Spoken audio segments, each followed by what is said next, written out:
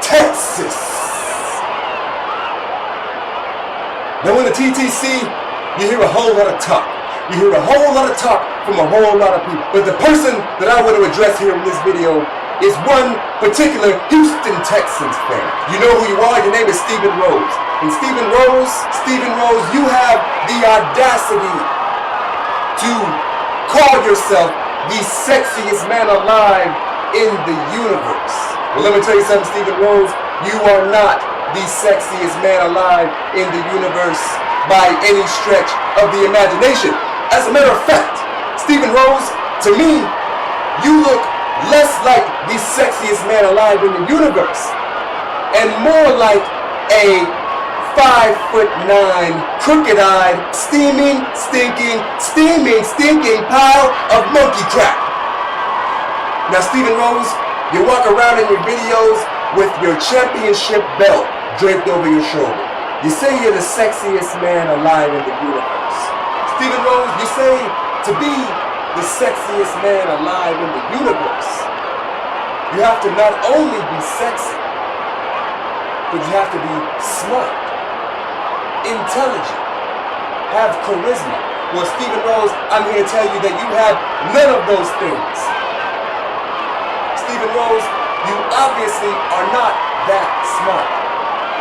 Stephen Rose, when you walk around with your cheat sheet paper, reading off stats in your videos like you've been around since the dawn of football, you look like an idiot. Stephen Rose, charisma. Stephen Rose, I've got more charisma in this one fingertip than you have got in that entire gigantic 33-pound head you try to hide under that hat. Now, Stephen Rose, you obviously have a lot of confidence in yourself, which is good.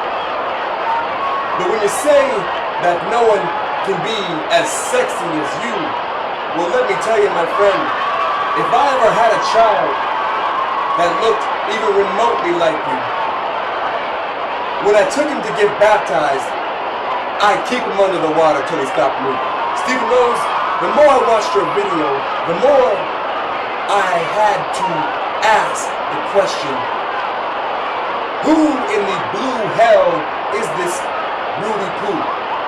You walk around with your cheap plastic championship belt you probably got from Kmart, spitting off random facts about things that have nothing to do with the NFL or anything that has to do with the game coming up on Sunday.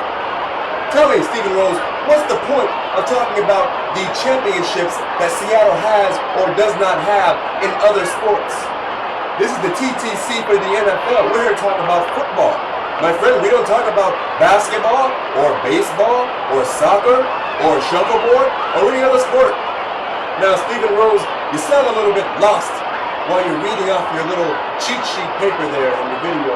You're contradicting yourself, talking about your defensive backs and who's going to guard who and why Seattle can't win because their receivers don't have any touchdowns. You're going to spit some important facts. Your star Pro Bowl receiver has no touchdowns. How about that? Stephen Rose, you don't even know the players' names. You can't spit facts off of a piece of paper and not even know the players' names. You talk about how Seattle has to come into Texas, come into Houston. Everything is bigger in Texas. Well, Stephen Rose, the ass whoopings are bigger in Texas as well. That's exactly what the Texans are going to get on Sunday afternoon. Everything I know about Texas, the South, is that the people are uneducated, unmotivated, ignorant, and blind in faith. Well, Stephen Rose, you fit that shoe perfectly.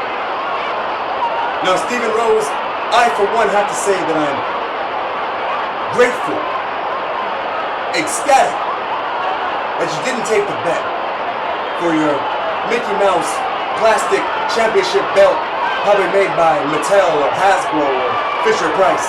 I would take it as personally offensive if any Seahawks fan traded his jersey, his hat, his anything with a Seahawks brand on it for that piece of crap you wear over your shoulder. But I'll tell you something else, Stevie Rose.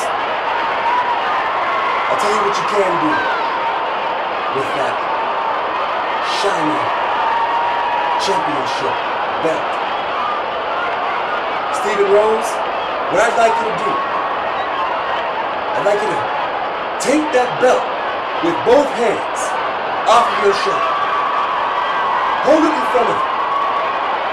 Grab the nearest terry cloth. Spray a little Windex. Shine that belt up real good. Get it real nice and shiny.